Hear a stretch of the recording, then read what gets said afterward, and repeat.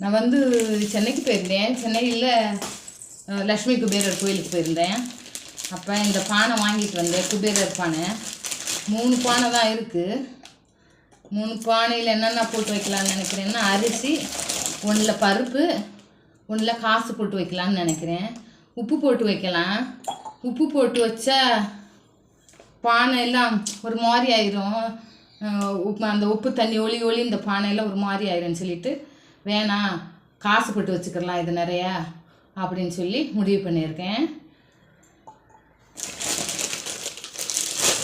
இதில் அரிசி போட்டுக்கிடலாம். பாருங்க, இதில் அரிசி போட்டுக்கிடலாம்.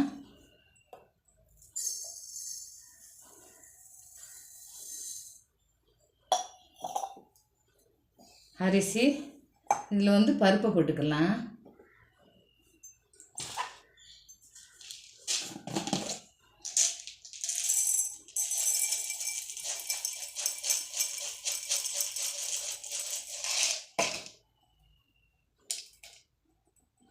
பருப்பு போட்டு வச்சுருக்கேன். கொஞ்சம் குறையாவே போட்டுக்கலாம், பானை இல்லாட்டி உட்காராது.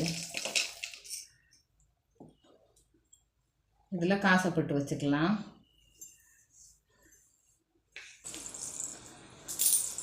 இதில் வந்து காசை போட்டு வச்சுக்கலாம். உப்பு போட்டு வச்சா உப்பு பூரம் அதில் தண்ணியாக போய் பானையில் ஒரு மாதிரி ஆயிரும். அதனால் நான் காசு போட்டு வச்சுக்கலான்னு நினச்சிட்டேன். பருப்பு, அரிசி, பருப்பு, காசு, இந்த 3 மட்டும் போட்டு வச்சுருக்கேன். சில்லறை காசு.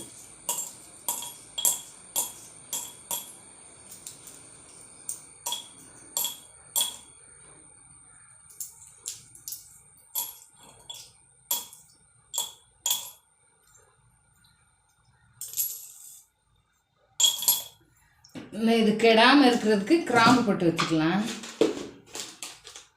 வாசனையாக இருக்குல்ல. அரிசி,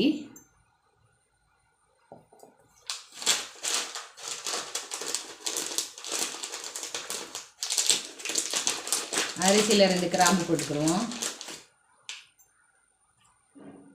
அடுத்து பருப்பு,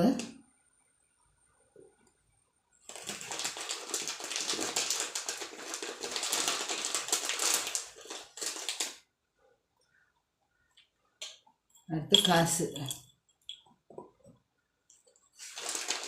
சில்லறை காசு அவ்வளோதான் இருந்துச்சு. இன்னும் ஆரம்பத்தில் போட்டுக்கலாம்.